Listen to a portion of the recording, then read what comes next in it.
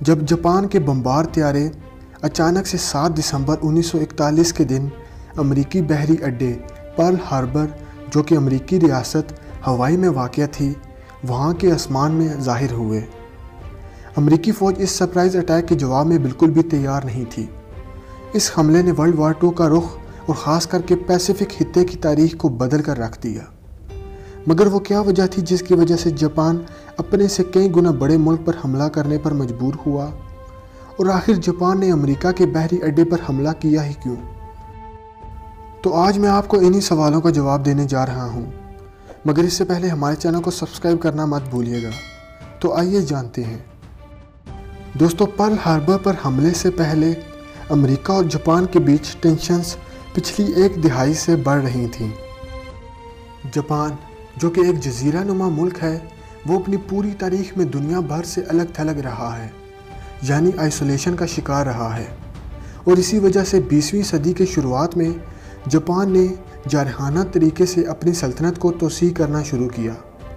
1894 سے 1895 میں چائنا سے اور 1904 سے 1905 میں رشیا سے جیتی گئی جنگوں نے اس مقصد پر مزید تیل چھڑک دیا، اور اسی وجہ سے جاپان نے ورلڈ وار 1 میں الائز یعنی کہ اتحادیوں کا ساتھ دیا تھا، اور 1930 کی دہائی میں گریٹ ڈپریشن کے دوران جاپان اپنی معاشی اور آبادیاتی پریشانی کو ختم کرنا چاہتا تھا، جس کی وجہ سے اسے چائنا میں زبردستی گھسنا پڑا۔ جاپان نے 1931 میں سب سے پہلے چینی علاقے منچوریا پر حملہ کر دیا۔ اس حملے کی ورلڈ وار 1 کے بعد بنائی گئی بین الاقوامی ادارے لیگ آف نیشن کے کمیشن نے بھی مذمت کی۔ اس مذمت کے بعد جاپان نے لیگ آف نیشن سے ودرا کر دیا۔ جاپان کا 1945 تک منچوریا پر قبضہ برقرار رہا۔ جولائی 1937 میں بیجنگ کے مارکو پولو پل پر جھڑپ نے ایک اور سینو جاپنیز وار شروع کر دی، اور اسی سال کے دسمبر میں جاپنیز فورسز نے نانجنگ جو کہ چائنا کی نیشنلسٹ پارٹی کا دارالحکومت تھا اس پر قبضہ کر لیا، اور 6 ہفتوں تک قتل عام اور زبردستی کا بازار گرم رہا۔ آج اس واقعے کو نانجنگ میسیکر کے نام سے جانا جاتا ہے۔ ایسے مظالم کو دیکھتے ہوئے امریکہ نے جاپان پر معاشی پابندیاں نافذ کر دیں، جن میں جہازوں، تیل، سکریپ میٹل اور دیگر قیمتی اشیاء کی برآمدات پر پابندیاں لگا دی گئیں، اور چائنیز نیشنلسٹ پارٹی کی معاشی مدد کرنا امریکہ نے شروع کر دی۔ ستمبر 1940 میں جاپان نے جرمنی اور اٹلی کے ساتھ ٹریپارٹیٹی معاہدہ کر لیا۔ ٹوکیو اور واشنگٹن مہینوں تک اپنے بڑھتے تنازع کو سلجھانے میں بات چیت کرتے رہے، جو کسی بھی کامیابی تک نہ پہنچ پائی۔ امریکہ یہ سمجھتا تھا کہ جاپان پر لگی پابندیاں، جن میں تیل بھی شامل تھا، جاپان کو مزید آگے بڑھنے سے روکے گا، جبکہ جاپان میں ایشیا کے معاملات میں مغربی مداخلت کے خلاف غم و غصہ بڑھ چکا تھا۔ جاپان کے لیے امریکہ سے جنگ کرنا ناگزیر بن چکا تھا، اور اپنے ورلڈ پاور کے سٹیٹس کا دفاع کرنے کی خاطر ان کا واحد چانس امریکہ پر سرپرائز اٹیک کرنا بن چکا تھا، اور امریکی پرل ہاربر میں موجود نیول بیس کو تباہ کرنے کا مطلب جاپان کا پیسیفک خطے کو اپنے کنٹرول میں کر لینا تھا۔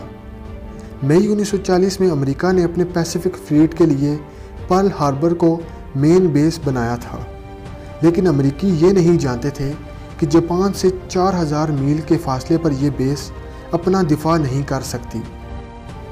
جاپنیز آرمی کے ایڈمرل یاموتو اسروکوو کئی مہینوں تک اس سرپرائز حملے کی تیاری کرتے رہے، جس کا مقصد امریکہ کی پیسیفک فلیٹ کو تباہ کرنا اور امریکی نیوی کا مورال نیچا کرنا تھا، تاکہ وہ جاپان پر جوابی حملہ نہ کر سکیں، کیونکہ جاپنیز فورسز نے پہلے سے ہی جنوبی پیسیفک خطے پر اپنے ٹارگٹ سیٹ کر لیے تھے۔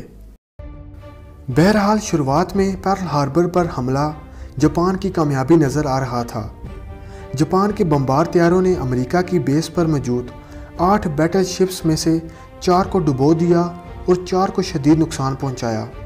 اس کے علاوہ 300 جہاز یا تو تباہ ہو گئے یا پھر ان کو بھاری نقصان ہوا، اور تقریباً 2400 امریکی بھی اس حملے میں ہلاک ہوئے۔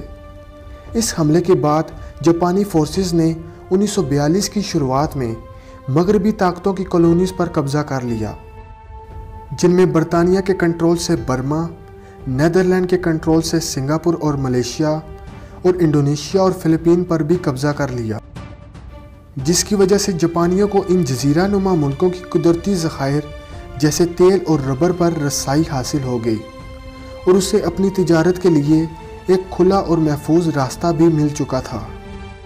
مگر جاپانیز فورسز کا پرل ہاربر پر حملہ اپنے مقاصد میں ناکامیاب رہا تھا، کیونکہ اس حملے میں وہ امریکی پیسیفک فلیٹ کو مکمل طور پر تباہ نہیں کر پائے تھے۔ جاپان کے بمبار طیاروں نے آئل ٹینکس، ایمونیشن سائٹس اور ریپیئر فیسلٹیز کو مس کر دیا تھا، اور اس دن امریکہ کا کوئی بھی aircraft carrier Pearl Harbor پر موجود نہیں تھا۔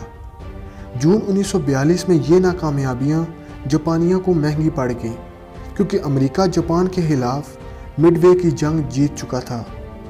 جاپان کے اس حملے نے امریکہ کو ورلڈ وار 2 میں کودنے پر مجبور کر دیا تھا۔ وہ جنگ جو جاپان کے ہتھیار ڈالنے اور ہیروشیما اور ناگاساکی پر اگست 1945 میں ایٹامک بم گرانے پر ختم ہوئی تھی۔